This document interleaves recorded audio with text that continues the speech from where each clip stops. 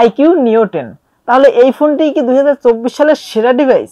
কারণ এটাতে রয়েছে কোয়ালকম স্ন্যাপড্রাগন 8 Gen 3 এর প্রসেসর এবং ডিসপ্লেটাও দুর্দান্ত, মানে এক কথা বলতে পারেন সিনলেস ডিসপ্লে, এবং সাথে পেয়ে যাচ্ছেন 144 Hz হাই রিফ্রেশ রেট, এবং আরো রয়েছে এলটিপিও অ্যামোলেড প্যানেল ডিসপ্লে, এবং পিক ব্রাইটনেস হিসেবে রয়েছে ভাই 4500 নিটস পিক ব্রাইটনেস। তার আগে একটি কথাই বলবো ভাই, অনেকে আমার ভিডিও দেখেন বাট সাবস্ক্রাইব করেননি। একটি কথাই ভাই, আমরা নতুন ক্রিয়েটর অনেক কষ্ট করে ভিডিও মেক করি, একটু আপনারা যদি সাবস্ক্রাইব করেন, লাইক কমেন্ট করেন, তাহলে আমরা নতুন নতুন ভিডিও তৈরি করতে আরো উৎসাহ পাই। সো সাবস্ক্রাইব করে চ্যানেলটি পাশেই থাকবেন। ক্যামেরা সেকশনে পেয়ে যাবেন 50 মেগাপিক্সেলের মেইন শুটার, এবং এটি কিন্তু সোনির সেন্সর ভাই, বুঝতে পারতেছেন সোনির ক্যামেরা সেন্সর মানে দুর্দান্ত পিকচার কোয়ালিটি, এবং 8K তে ভিডিও রেকর্ড করার সুযোগ রয়েছে। এবং ব্যাটারি সেকশনে রয়েছে 6100 mAh এর ব্যাটারি, এবং এই ব্যাটারিটিকে চার্জ করার জন্য রয়েছে 120 ওয়াটের ফাস্ট চার্জিং সাপোর্ট। ভাই দাঁড়ান, মানে সব কথা যদি ভিডিওর আগেই বলে দিই তাহলে ভিডিওর মধ্যে কি বলবো, তো চলুন শুরু করা যাক। সো এই ফোনটি ইউজ করে আমরা যেমন কিছু দুর্দান্ত দিক পেয়েছি তেমনি কিছু খারাপ দিকও পেয়েছি। সো এই ফোনের বিস্তারিত আজকে ভিডিওতে। রিয়ার প্যানেলটি একদমই ফ্ল্যাট, এবং কালারটা কিন্তু একটু ইউনিক করার চেষ্টা করেছে, মানে অন্য কোনো ডিভাইসে এইভাবে কালার পাননি, এখন আমি আশা করছি আমরাও পাইনি। কালারটা ভালোই লাগছে, ইউনিক একটি ফিল দিচ্ছে।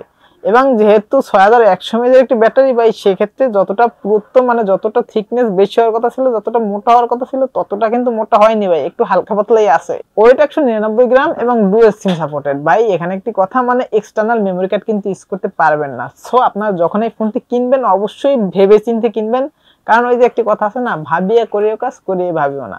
মানে আপনি কম স্টোরেজ দেখে একটি ফোন নিয়ে নিলেন, বাট পরে দেখবেন যে আপনার স্টোরেজ হচ্ছে না, তখন কিন্তু আর বাড়াতে পারবেন না। সো আপনারা যখন ফোনটা কিনবেন অবশ্যই চিন্তা ভাবনা করে কিনবেন, একটু বেশি ভেরিয়েন্টের দিয়ে কিনবেন, কারণ বর্তমানে তো বুঝেনি ভাই সবকিছুই কিন্তু রেজুলেশন ভালো, মানে পিকচারও অনেক এমবি খেয়ে ফেলে। সো জায়গাটা অনেক প্রয়োজন হয়। সো কেনার আগে অবশ্যই চিন্তা ভাবনা করে কিনবেন, একটু বেশি স্টোরেজ দেখেই কিনবেন। বডি ফ্রেমটি ধরে মনে হবে কিন্তু মেটালের, বাট এখানে কিন্তু একটি সমস্যা আছে ভাই, এটা কিন্তু অরিজিনালি মেটাল না, মানে প্লাস্টিকের উপরে মেটালের একটি কোডিং করা হয়েছে, যার কারণে হ্যান্ডফিলটা মেটাল মনে হবে, ধরে মনে হবে যেন মেটাল, বাট এটা কিন্তু মেটাল না, প্লাস্টিকের।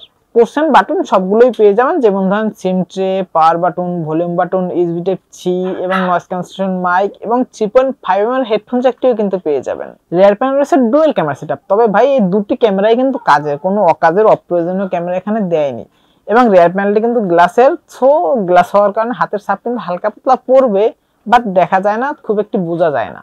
এই ফোনের ডিসপ্লেটা কিন্তু একদমই ফ্ল্যাট করা হয়েছে, বর্তমানে কিন্তু একটু ফ্ল্যাট ডিসপ্লে বেশি দেখা যায়, তবে চিন বেজেল দেখলে ভাই মাথা নষ্ট ভাই, চিন বেজেল একদমই ন্যারো। ডিসপ্লে সেকশনে রয়েছে 6.78 ইঞ্চের একটি এলটিপিও অ্যামোলেড প্যানেলের ডিসপ্লে, এবং সাথে পেয়ে যাবেন 154 Hz রিফ্রেশ রেট এবং 1 বিলিয়ন কালার সাপোর্ট। ভাই বুঝতেই পারতেছেন ডিসপ্লের কোয়ালিটি একদমই সুন্দর পাবেন, একদম অ্যাকুরেট পাবেন, মানে কালারের কোনো ঘাটতি মিলবে না, একদম ব্রাইট ডিসপ্লে, একদম কালারফুল একটা ডিসপ্লে।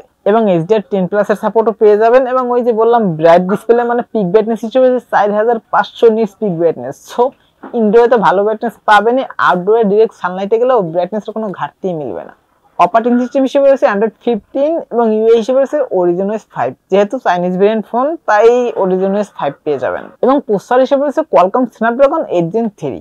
ভাই এই প্রসেসরটি কিন্তু গত এক বছর, মানে লাস্ট এক বছর একদম অ্যান্ড্রয়েডের ফ্ল্যাগশিপ প্রসেসর ছিল ভাই। সো এটা নিয়ে মনে হয় নতুন করে বলার কিছুই নেই, একদম দুর্দান্ত পারফরমেন্স পাবেন। এই ফোনটি কিন্তু অনেকগুলো ভেরিয়েন্টই মার্কেটে পেয়ে যাবেন, র্যাম পেয়ে যাবেন 12GB এবং 16GB, এবং স্টোরেজ পেয়ে যাবেন 256GB, 512GB, এবং সর্বোচ্চ 1TB পর্যন্ত। এবং সবগুলো ভেরিয়েন্টই র্যাম টাইপ হিসেবে পেয়ে যাবেন LPDDR5X, এবং স্টোরেজ টাইপ হিসেবে পেয়ে যাবেন UFS 4.0।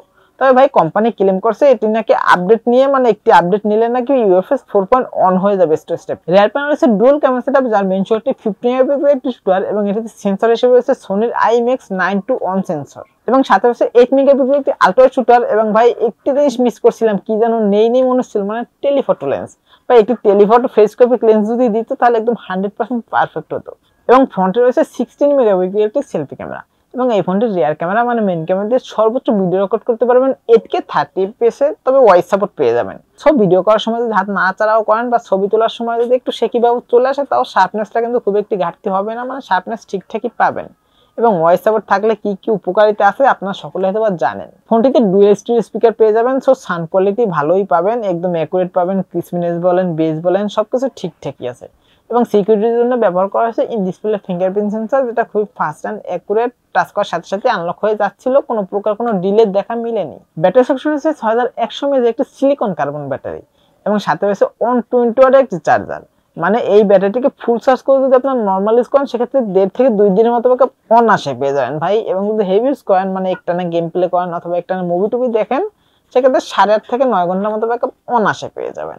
সো আজকে ভিডিও এই পর্যন্ত, দেখাবেন নেক্সট কোনো ভিডিওতে।